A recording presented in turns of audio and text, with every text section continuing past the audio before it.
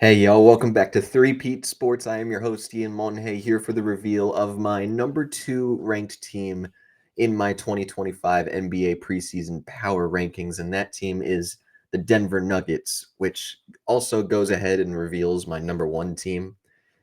Just naturally by revealing my number 2 team, that is the Oklahoma City Thunder at number 1. But we'll get to the Thunder tomorrow, right before tip-off begins there. But the second biggest threat in the NBA is this Denver Nuggets team with uh, a 3-time MVP at the center position and making a ton of changes, offensively speaking, around Nikola Jokic. And it's something that I'm very excited to talk about. I have recorded 8 other episodes before this one. If you haven't seen those, go ahead and check them out. And wherever you're listening to this podcast, whether that be on YouTube or Spotify, Apple Podcast, please leave a 5-star review, leave a like on the video, and go ahead and share around to the other NBA fans that are just excited as I am for the start of the NBA season. And let's just jump straight into it with our number 2 ranked team in the Denver Nuggets, a team that is undergoing changes within their actual core, letting go of Michael Malone, their head coach of about a decade. They fire him at the end of the regular season last year before they went on their playoff run, getting ousted in 7 games by the Oklahoma City Thunder. They go ahead and they promote their interim head coach to the full-time head coach position, that coach being David Adelman, a longtime assistant head coach for at least a decade plus at this point. They also go ahead and make a big change regarding their starting lineup. They trade away Michael Porter Jr., their longtime starting small forward, one of the most talented shooters in NBA history, given his size and his movement skills. They trade him away to the Brooklyn Nets. They also let go of Russell Westbrook, who was a large minute getter off of the bench for the Nuggets last season.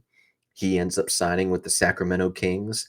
And then you also take a look at the likes of DeAndre Jordan, who went unsigned, their backup center for the last 2-3 seasons now, as well as Dario Saric, their big-time free agent acquisition last offseason. They trade him away to the Sacramento Kings, along with a couple of other smaller two-way players in the form of PJ Hall, Trey Alexander, Vlatko Kanchar. They let him walk, and he goes overseas to get more opportunity there.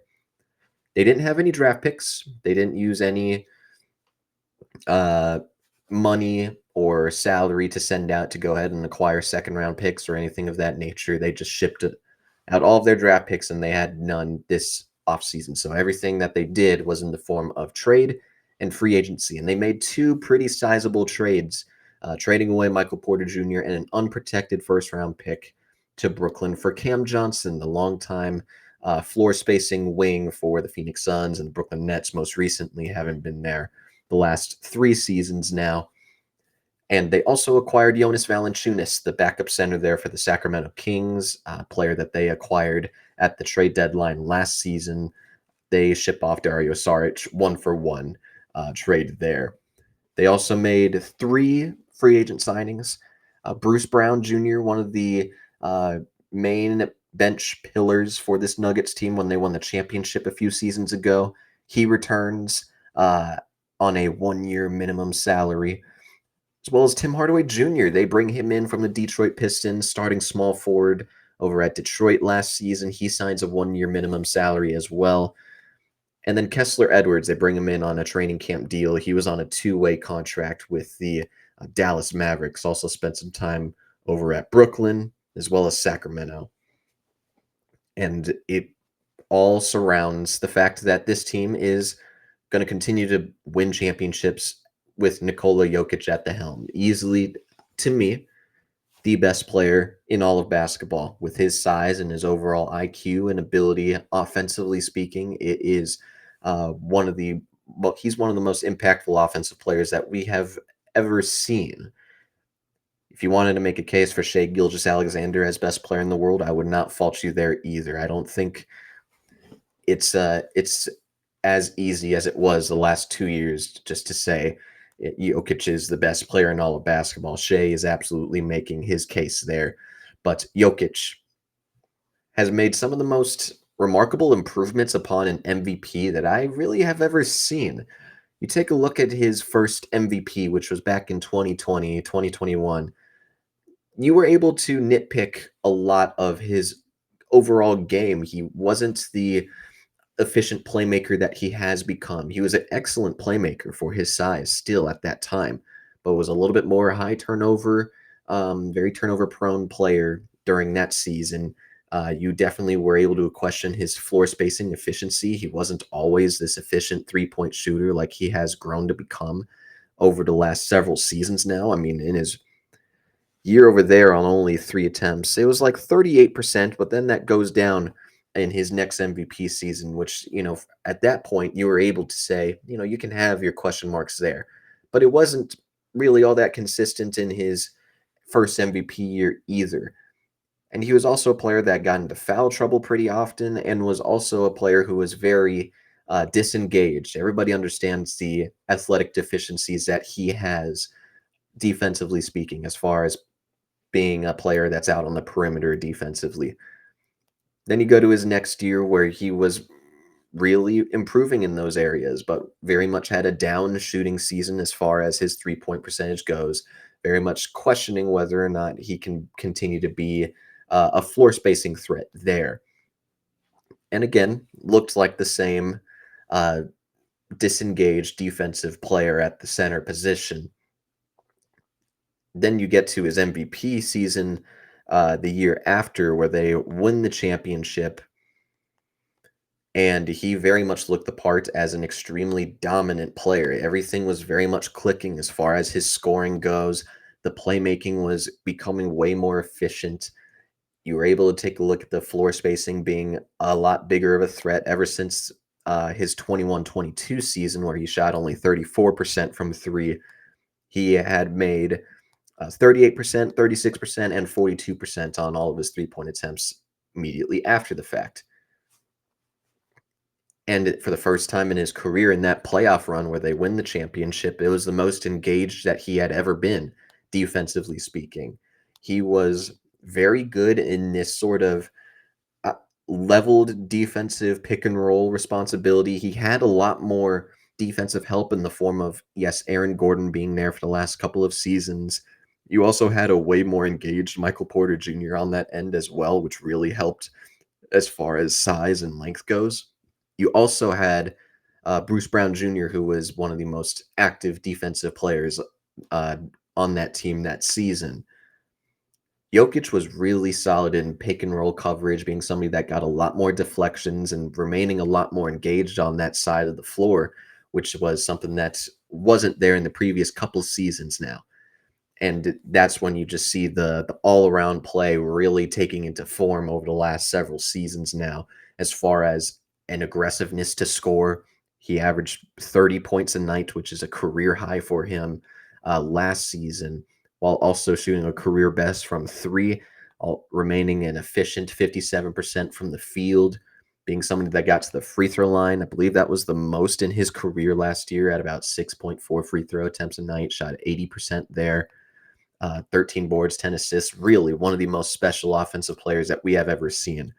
Last year, you were able to take a little bit of a notice in as far as his dip in defensive engagement, and that's overall just not that big of a surprise when you look at the likes of Nikola Jokic, who will always remain this athletically deficient player, but is a player who you are able to rely on in spurts in pick and roll situations, and they have had very good defensive infrastructure surrounding him over the last several seasons now. Michael Malone was always this defensive minded head coach, and you were able to really survive with him at your starting center spot because you had such a good infrastructure and you had his spurts of him buying in.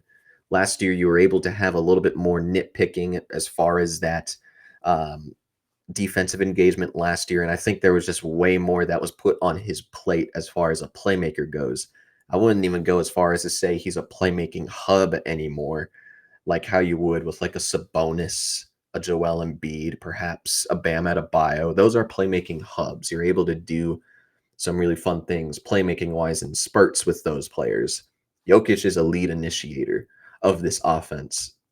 He very much had a large bulk of that playmaking responsibility last year, which you would think would lower his scoring, and it just straight up didn't. And that's what surprised me the most, is that he was able to get his own 20 shots a night, which was a career high for him, while also being a center who was getting the absolute most out of everybody else in the form of Jamal Murray, who had a career high in points per game last year, Christian Brown going from 7 points to 15 points a night on absurd efficiency in the regular season. Aaron Gordon had the most efficient 3-point shooting season of his career. And all of that is set up by the fact that Jokic is giving those guys those opportunities in the form of dribble handoffs, being able to dish off passes to them in the form of zips cross court, cuts to the basket. He is exceptional in those areas. He just really took another step as a playmaker for this team, and really shouldered a large portion of the offensive responsibility for this team, which is why I think the beginning of this season, I want to see a better version of Jamal Murray, who has consistently been a solid player, never been an all-star in his career, and has always been a very solid shot creator in his own right, especially when you look at him in the playoffs, being somebody that can really operate in pick and rolls, fadeaways in the mid range. He always had a really nice right shoulder into the chest of defenders with a one legged fadeaway. He was really, that's one of his signature moves in his bag. And he's very efficient in that scoring role. And last year, 21 points a night on 17 shot attempts per night, the most of his career there as well, on 47, 39, 89 shooting splits, as well as 6 assists a night. Was very solid in that regard. But he has been notoriously been a player who doesn't really start off seasons all that hot. He usually goes ahead and takes those first 10 to 15 games, maybe 20 games, as sort of a feel out period as far as how the referees are going to call games, and he adapts his play style to how the games are being called to start the season. Very reminiscent to me of like a Devin Booker, who does that same thing over here in Phoenix. I think Jamal Murray being able to take a large load of the offensive responsibility to start the season is going to be important. He hasn't done that really at all throughout his career. And with Jokic shouldering a ton of that offensive responsibility, it really hasn't tired him out per se at this moment in time. But you definitely don't want him to utilize and gas him out in the first 20 games of the season and have him set up everybody else. So you need to see a little bit more from a creation standpoint from Jamal Murray. And I think that's truthfully probably my only concern with Jamal Murray.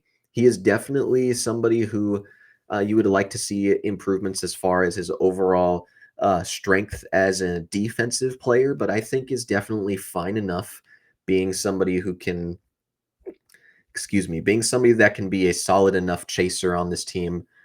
There's already going to be a solid defensive infrastructure here in the form of the other three players. He's not a liability at all, but he's definitely somebody that you wish to see a little bit better of a defensive performance this upcoming season. That is for sure.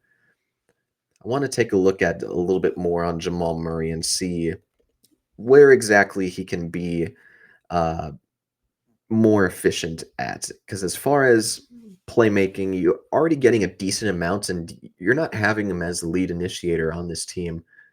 You can say that he shares those responsibilities with a Nikola Jokic, but is also just a player that doesn't need to do a whole lot of playmaking for others, but he very much grades out solidly in that area.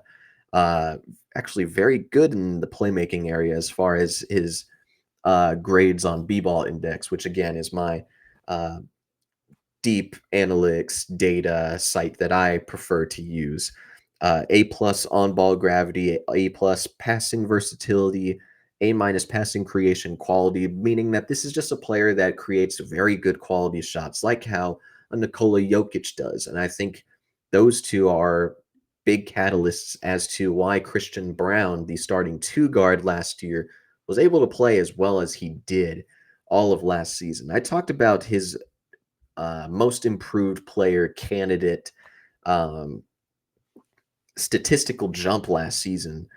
Like, it really is absurd. He was the league leader in fast break points last year, ahead of the likes of a Giannis, a LeBron James, players that really have the requisite athleticism and size to be very dominant in the open court. Christian Brown had the most points there.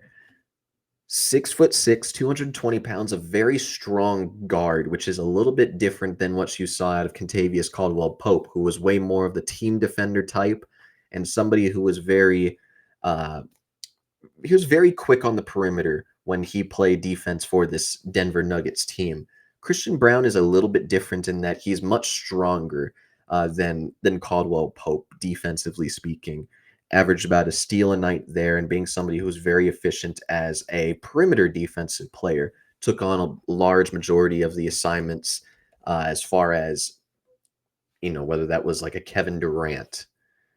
No, that's Aaron Gordon. I'm thinking about like guards. I'm thinking about Kyrie. I'm thinking about Steph Curry, which he obviously is going to have his struggles there, just given that those guys are really, really special defensive or offensive players, but was really good as far as isolation defense, as far as ball screen navigation. He just bounces off screens like it's like bowling pins. He does a really good job of just recovering and just being a high effort defensive guard, which is surprising in that with the defensive responsibility that he had in the backcourt, he was as efficient as he was. 10 shots a night on 58, 40, 83 shooting splits on 15 points a night. Again, the previous season, he averaged 7 points a game, 46% from the field, 38% from three, 69% from the free throw line. He had a very large case for being the most improved player in the NBA last year. And I would go as far as to say he probably was the most improved player. Obviously, that award went to Dyson Daniels, and I can't fault them for that. But Christian Brown, very statistically speaking, had a very large jump in his overall effectiveness on the court and his overall production. I will say he is definitely on the weaker side when it comes to his athleticism. He has strength and instincts that is very hard to teach, and I think is ultimately why they felt comfortable with letting go of Kentavious Caldwell-Pope.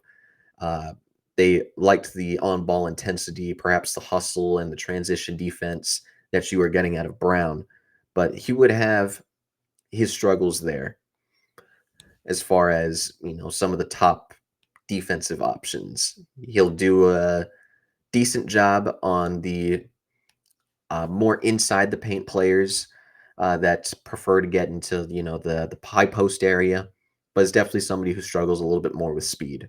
I would definitely say that. I do have a concern about how sustainable his efficiency is. Again, 58% from the field is just very unheard of, especially for a guard that played 79 games last year.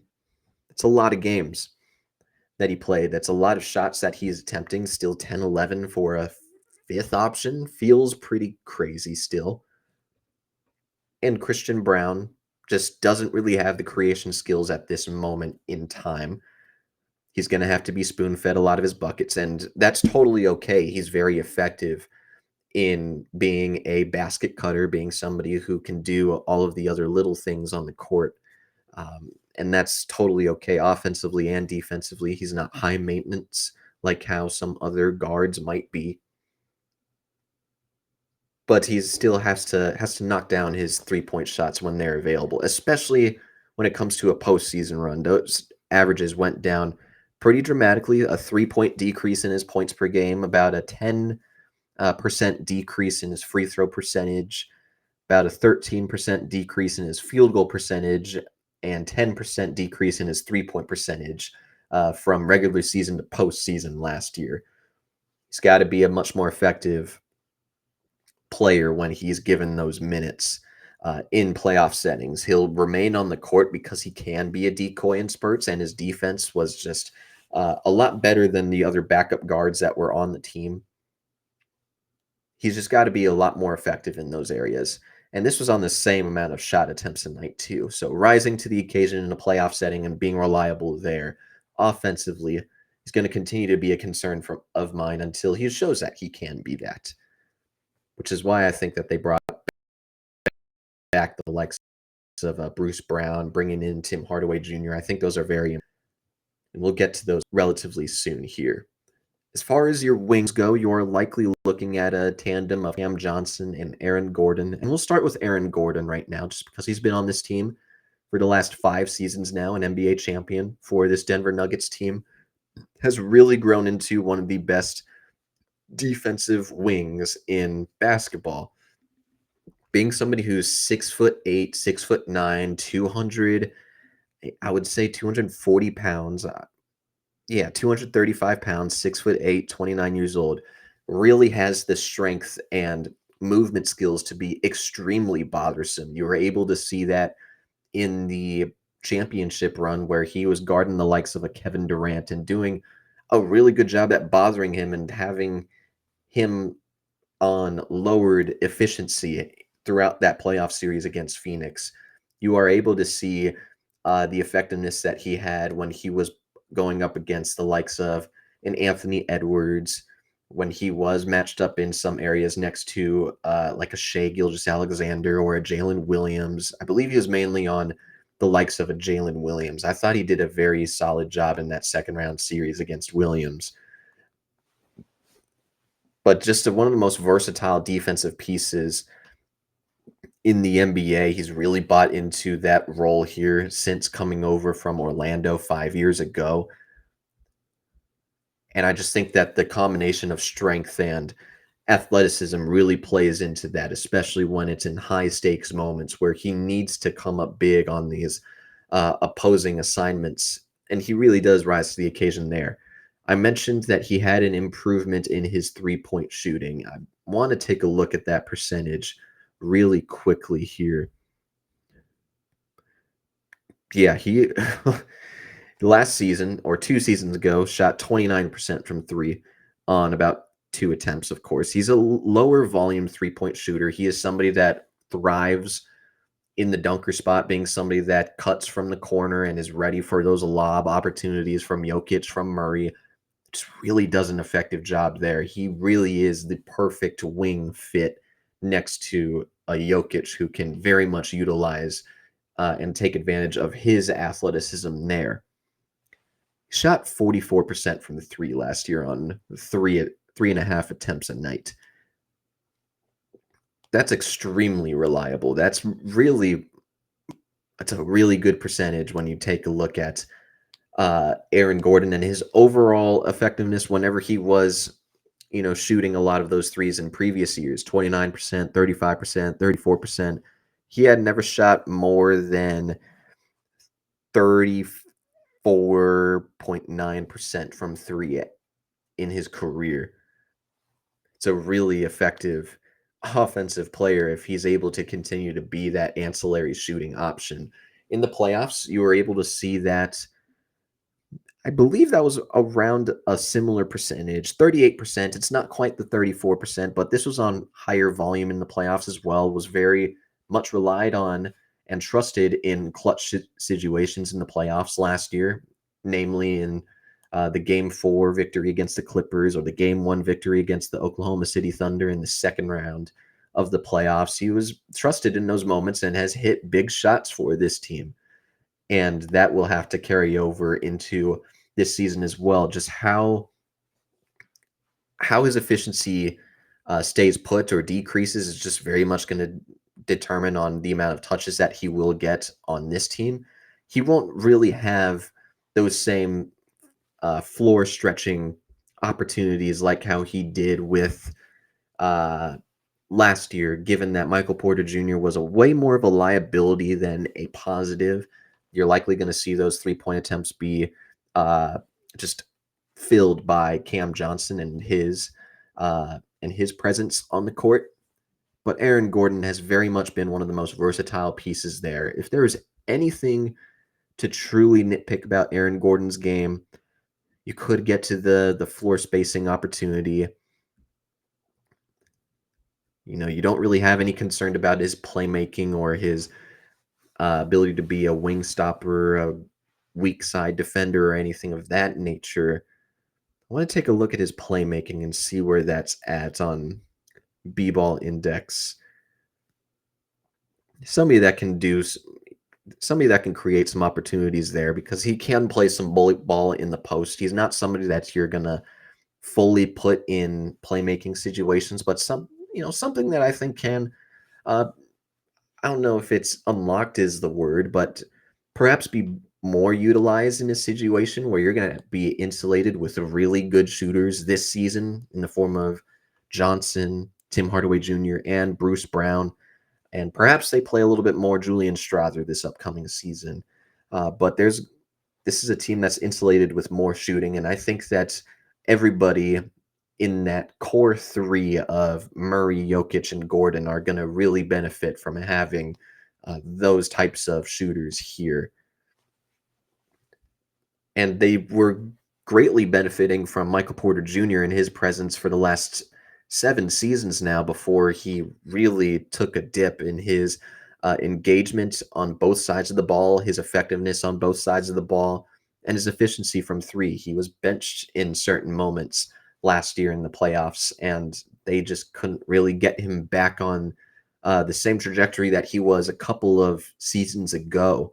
And that's why they were so comfortable with trading for Cam Johnson, one of the better three-point shooters in the NBA. He came in 2019, number 11 overall, which was like a surprise draft pick at that time. A lot of people touted him as a mid to late first-round pick, perhaps even a second-round pick, given that all that they really saw from him was an elite shooter and a generational three-point shooting talent. He's been a career 39% three-point shooter on about 6 attempts a night, and last year had the best season of his career, being a player who shot 48, 39, 89 shooting splits, 19 points a night, 4 boards, 3 assists, being somebody that was a very effective shooter for Brooklyn last season.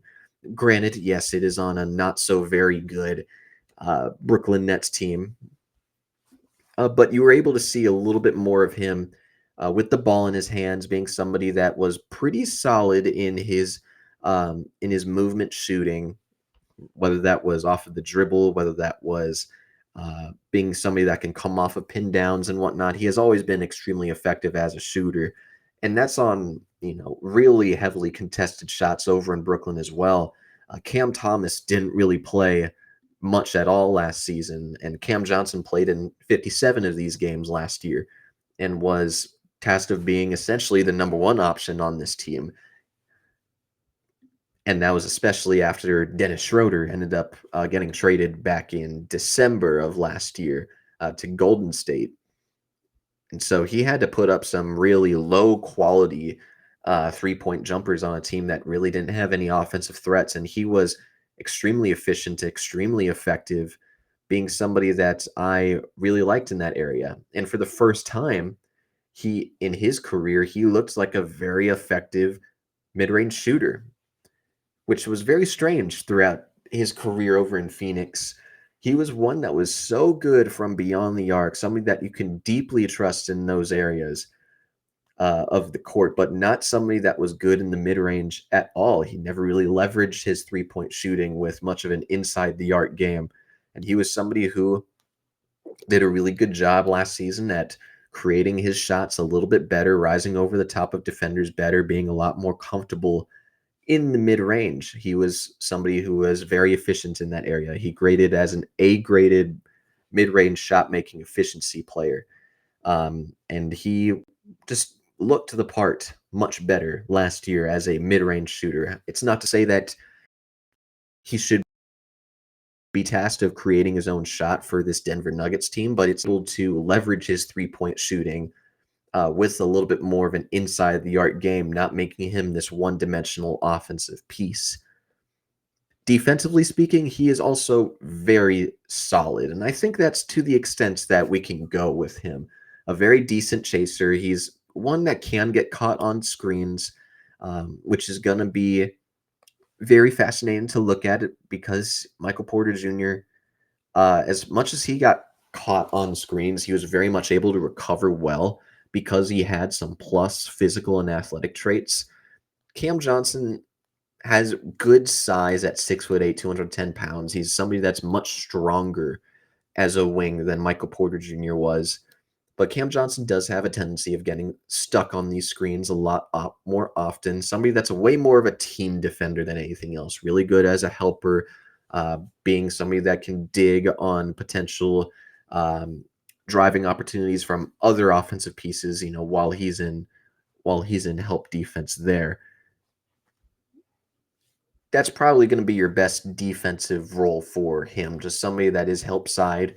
And now that you have that level of offensive stability as a perimeter shooter instead of just a 3-point shooter, there's a little bit more to be had there. And I think him in potential pick and pop scenarios with Jokic, perhaps somebody that lifts from the corner more often than he did last year. I think that there's certainly scenarios where Cam Johnson looks the part as a 19-point per game scorer on this team, where he's going to be trusted a lot more with his perimeter shooting, more than Michael Porter was trusted with his perimeter shooting just last season.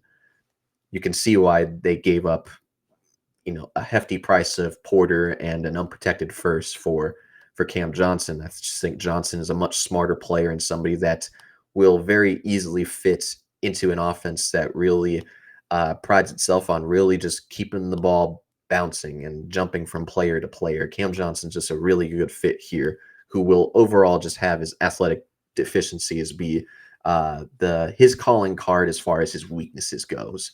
But we all understand the player that he has grown and become, and it's a nice fit here in Denver. That is likely the starting lineup for this team. I can certainly imagine a scenario where you see a Bruce Brown, a Tim Hardaway Jr., perhaps even a Peyton Watson coming in and being the starting small forward of this team. But really, let's get into it. This is a team that saw not a lot of bench production last year. I want to take a look at the bench from last year, the healthy 2024-25 Denver Nuggets bench, because I was very big on Deron Holmes, and we'll get to Holmes in a little bit. But you weren't getting much production at all out of your bench. It was very heavy on Russell Westbrook minutes, who was effective in spurts. And again, was not somebody who was spacing the floor at all or was a great offensive piece, but was definitely somebody who was a lot better as far as his off-ball game, as far as being a cutter and being somebody that was able to take advantage of the on-ball gravity of Nikola Jokic to allow Russ to be a little bit smarter and a little bit better with his finishes around the basket, which is obviously his preferred way of playing. He played a large majority of the minutes there. Otherwise, Dario Saric didn't really play all that much last year for Denver, and he came in on a $5 million contract. DeAndre Jordan really took over as the backup center for that team and was really only a 15-minute per game center there. Wasn't really the most effective last year. You were able to see a little bit more of his age showing in this past season, which was why they felt compelled to make the trade that they did with Sacramento. And really just nobody else that you were extremely confident in. Julian Strawther was a great shooter last year, has always been on the weak side as far as defense goes. Peyton Watson, a really fun, defensively versatile wing who has no semblance of offense to his game. Jalen Pickett was a large topic of conversation last year, given that there were members of the organization that wanted him to play way more than Russell Westbrook, but they kept giving the minutes to Russell Westbrook. And it was just a very weird power struggle there organizationally as far as who to play between him and Westbrook. They ultimately gave it to Westbrook. But that was their bench. It was one of the best benches among contenders and playoff teams last year, and they did a really nice job revamping it in the form of bringing in a Tim Hardaway Jr., who I want to start with. He was a starter last year in Detroit at the starting three. Sometimes he was slid over to the number two to make way for Asar Thompson, and he was a permanent starter when Jaden Ivey ended up getting his leg injury midway through the season. You saw a lot more Tim Hardaway Jr. and was very effective in the ways that he always has been. He is a player who is really good as far as his creation ability goes. He has always been somebody who can take you off of the bounce and be a very decent creator. 11 points per game last year, three boards, 2 assists a night, being somebody that is way more of an offensive ancillary piece than anything else.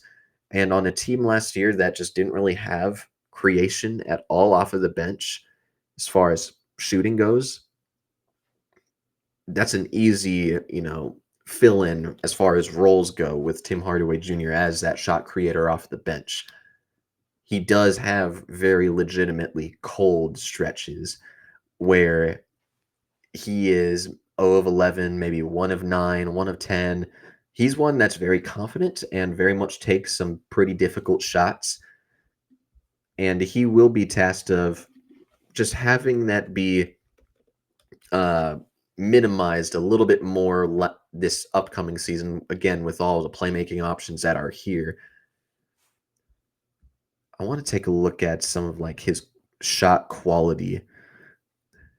He's not getting the most quality of shots last year, and again, it comes from his creation instinct. A C- graded player as far as 3-point shot quality goes, and in the mid-range shot quality, again, grades out as a C- graded mid-range shot quality player too.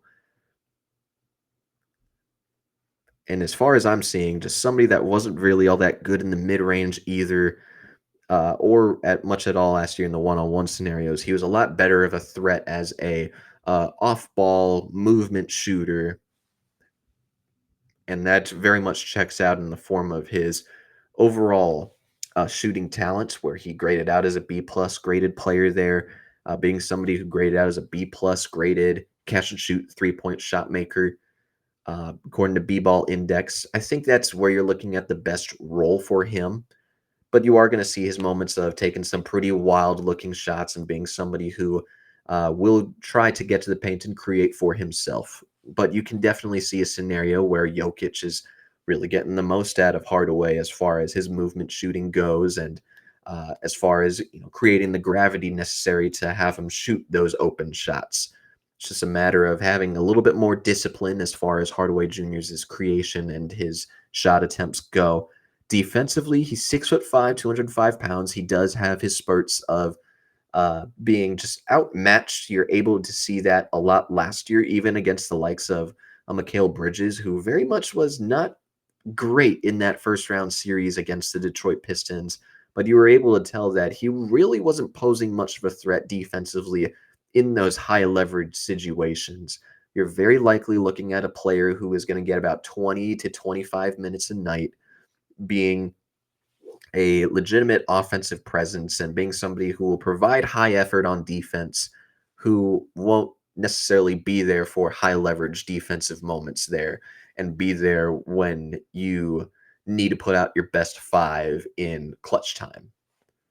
You can also take a look at the likes of Bruce Brown, who comes over from the New Orleans Pelicans. He returns after being gone for 2 years. He got himself a nice payday 2 years ago. I believe it was like $48 million total on that 2-year contract that he received from the Indiana Pacers. And he just hasn't been the same player that he was when he was over at Denver. You were able to see him be a little bit more aggressive in his shooting when he was over at Indiana. And the defense stayed put, but as you see, he got traded for Pascal Siakam. He goes to Toronto, a team that wasn't trying to win at that point. That was a team selling off all of its pieces as far as Siakam goes, who obviously went to Indiana, and then OG Anunoby, who went to the New York Knicks. And he just hasn't really remained healthy for the last at least this past season, only playing in 41 games last year, started in 12, averaged about 8 points a night on 42, 33, 82 shooting splits. Had a very good knack during his time in Denver of being a very good ball movement player, being somebody that is able to play within the flow of an offense. He was also somebody who was really good at being a good team defender. He had the length necessary. He had very good technical movements and being able to move laterally well and stick to opposing guards, defensively speaking. To remain on the court in those high leverage situations, he received a lot of minutes during his time over at Denver. He played in 80 games over there, 29 minutes per night, and was somebody who's a very effective shooter for Denver. Shot 36% for them in that regular season, and was somebody who was just very good in the dunker spot as well. Somebody who was able to cut really nicely. He was had very good timing and chemistry with Jokic over there, and just grew as a much more confident shooter, even if the percentages weren't the greatest in the world. He showed some promise last year when he went to New Orleans as far as his shooting percentage going up 36% on 2 attempts a night during his short time over at New Orleans. I'm not sure what his minutes per game is going to look like. You can see a world where he plays the same amount of minutes that he did during his time at Denver and playing the same exact role.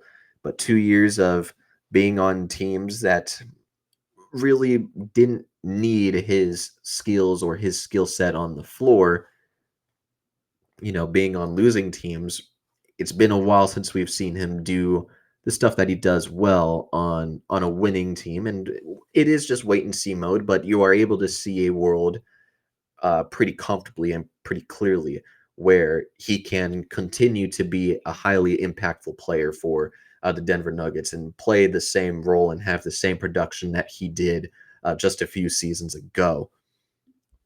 And then they bring in Jonas Valanciunas in a trade that I was surprised by as well.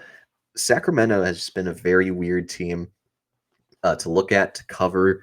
They were the team to bring in Russ while also having a really awful center rotation. They're just a very confusing team. But they brought in Valanciunas last year to essentially be the 18-minute per game center behind Domantas Sabonis that would provide some level of stability within the center rotation. And they ship him off in a 1-for-1 for Dario Saric, who again was not all that great during his time in Denver. He played in 32 games for Sacramento, 17 minutes a night, 9.7 boards, about 2 assists a night. Shot 56% from the floor, 85% from the free throw line.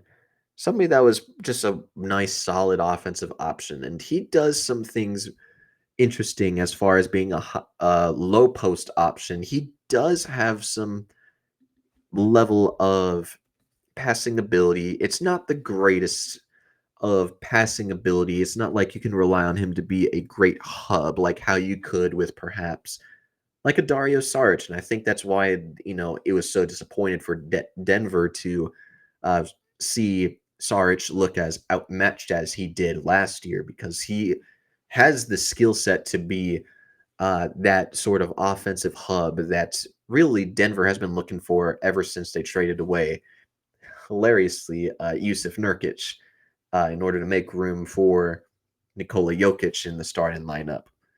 But as far as his playmaking goes, it's definitely okay. Like, he definitely creates some pretty solid shots for others as far as um, the types of shots that are created, as far as being a passing big, and definitely has a level of gravity. He's mainly a post scorer, somebody that is very solid as far as his paint scoring, and somebody that can really finish around the basket. Just very solid in that area as far as his finishing goes. He graded out as an A-graded finishing talent among players in the NBA. He ranked 50th out of a possible 569 players in his overall finishing talent, and was just very solidly efficient there. He's not a defensive piece. I think everybody knows that at this stage of his career, being 32 years old. He's a big, slow-footed, lumbering 265-pound big that has length to deter some shots, and you need him in a drop defense and drop coverage, but is just really not all that mobile and not somebody that you can put out onto the perimeter, which is something that it will be targeted in a lot of different spurts, especially in those playoff moments where offenses on the opposition are looking for players of that exact archetype of Jonas Valanciunas. Still, he's a very stable 18 to 20 minutes a night off of the bench that Denver has been looking for behind Nikola Jokic for a long time. And Valanciunas is a very good one who has a specific and particular skill set as far as his offense goes. And you know the defensive limitations with him. But I think that there's worlds where he can continue to be a 20, perhaps even a 22-minute per game center where he'll be just a very productive offensive piece, which is exactly what they have been looking for at that backup center spot forever now. Other than that, you're looking at more so like leaps of faith as far as the rest of your bench goes. Because it is just a lot more young talent on this team. I talked about the likes of a Peyton Watson, a player who has like the good shooting mechanics. He was the 30th pick in 2022. He was a player who came out of UCLA as a very good defensive piece and a very not so good offensive piece at all. He shot 43% from three in his first year. Again, that was only in 23 games, 0.6 attempts a night. That goes down to 30% on 2 attempts a night in 80 games played. Plays in 68 games last year, played on 2 attempts a night, 35% from three. Definitely very okay. Just being a much more stable offensive option and finding some semblance of an offensive role will be important. He is a player who has been looked at as somebody who can develop as a perimeter shooter, and he hasn't done too much as far as taking advantage of those shooting opportunities. He's a little bit more timid as an offensive scorer. He has to be spoon-fed everything offensively, and I think that's where you see the limitations of Peyton Watson. He is somebody who's not the most confident in his offensive game, and when you're not the most confident in your offensive game, you tend to see a lot more of a liability. If you're open as a shooter like how Watson is, a large majority of the time, you're very likely going to get benched in those scenarios because the quality of shots that he can take, he doesn't all that often. And it's going to be important for him to really find his overall offensive confidence in order to be a much more effective role player in Denver. You also take a look at the likes of a Julian Strawther, a player who came into the draft, I believe it was in 2023. I want to double check that really quickly. 6'6", 205 pounds out of Gonzaga. He was the 29th pick in 2023. He was a player who was very well regarded for his shooting ability. And in his first couple of seasons, really hasn't had the percentages to really back that up. 30% from three on 3 attempts a night in his first season, then 35% on 4 attempts a night this past season. He's had a steady increase in his minutes, about 11 a night his first year to 21 minutes per night. Hasn't really played in a lot of these postseason games. He's played in 12 in totality. His three-point shooting last year in the playoffs looked a lot better, but this was, again, in way less minutes than he was getting in the regular season. A player who was at 21 minutes last year went down to 10 minutes per game in the postseason. And it does come from his very skinny frame. He is somebody who will absolutely get picked on defensively speaking. Plays a lot better as far as a chaser goes. That's probably going to be his role going forward as a defensive player. Offensively, you prefer for him as a movement shooter, somebody that will continue to be a threat off of the ball and being somebody who will come off of screens and really do well in the catch and shoot situations.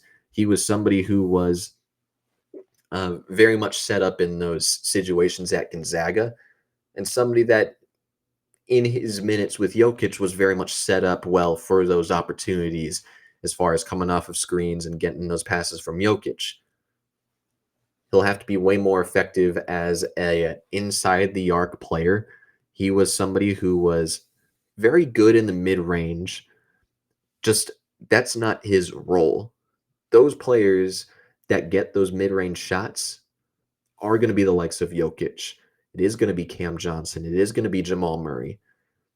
He needs to make his three-point shots right now before he can continue to be a better and more high volume mid-range shooter, because right now all he is a shooter while also being this very low activity and low production type of defensive player. Something has to make a substantial improvement for him to get consistent minutes. And I think that's why they were ultimately comfortable bringing back Bruce Brown and bringing in Tim Hardaway Jr., two players in similar size that in playoff settings will likely be more effective at this moment in time than a Julian Strawther would. But again, he's 22 years old, coming into his third season, a former first round pick that has offensive talent that just needs to become a lot more sustainable, efficient, and you need to see the improvements in his game to cement himself as a legitimate option in the rotation. And then there's Jalen Pickett, a player who was drafted, I want to say 2023 as well. I'll double check that too. Yes, he was the 32nd pick in the second round in 2023. Looked the part as a pretty decent shot creator for others. He was very solid in a playmaking role in the minutes that he got with Denver last year, and was a very legitimate point of attack defender, especially during his time in college. But that has been his role here as a 6'2", 200-pound point guard. The difference between him and most of these other guards, if I'm remembering correctly, he has a ridiculous wingspan. Yeah, 6'8" wingspan for somebody who is 6'2" and as big as he is. That's very much unheard of. And you'd think that with a longer wingspan, you'll see a little bit more trouble as far as his shooting goes. He's been a consistent 38, 39% three-point shooter in his first two seasons here with Denver.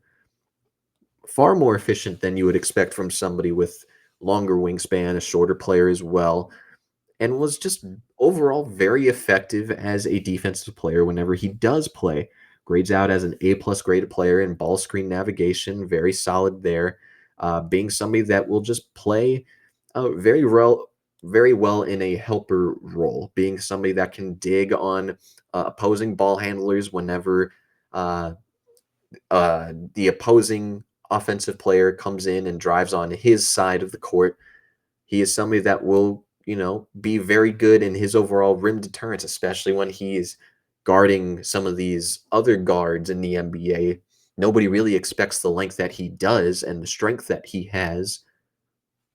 He'll be a disruptor there as far as being a high activity, very good defender when it comes to his contests. Right now, it's just been on not a lot of games played. He's played in 76 games throughout his career, really only 10 minutes a night throughout his entire career. He'll have opportunity now. I think that there is some very interesting traits athletically and physically regarding his game that will be taken advantage of now that he is going to be in for a larger role here in Denver. And now there's, a legitimate support system behind him ready for him to make his case as a consistent rotation player for this Denver Nuggets team. But again, right now is just a leap of faith, as well as the fact that they have another player here that I had really liked a few years ago. And I think this is the last player that I'll talk about.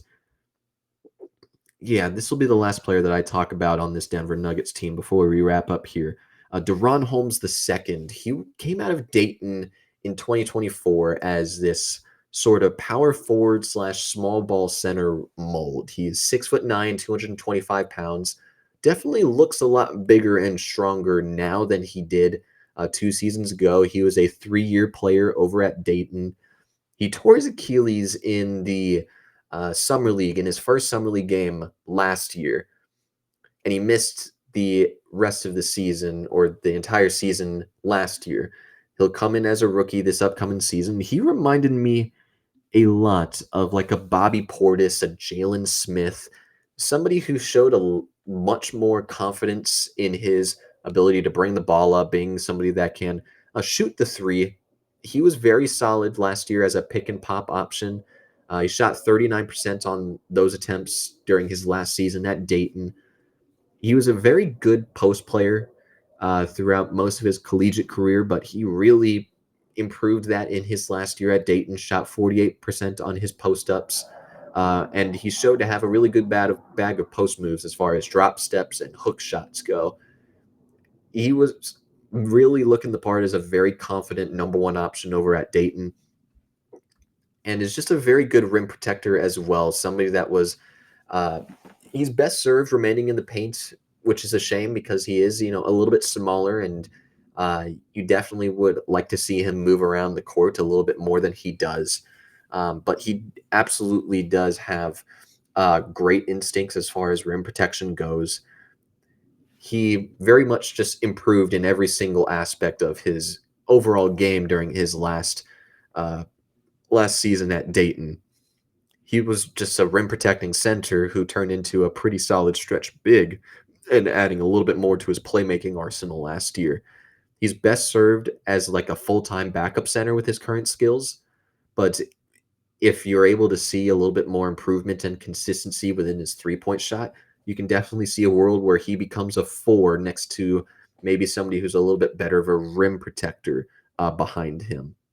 I think that this is going to be a very interesting season as far as their bigs go, because you are going to see, your 20 minutes a night from Valanciunas, but you're also going to just not have any other backup big options on this team. You have Zeke Naji, who was on a $32 million contract right now, but he has really never carved himself out a role on this team at all as far as his offense goes, as far as his defensive impact.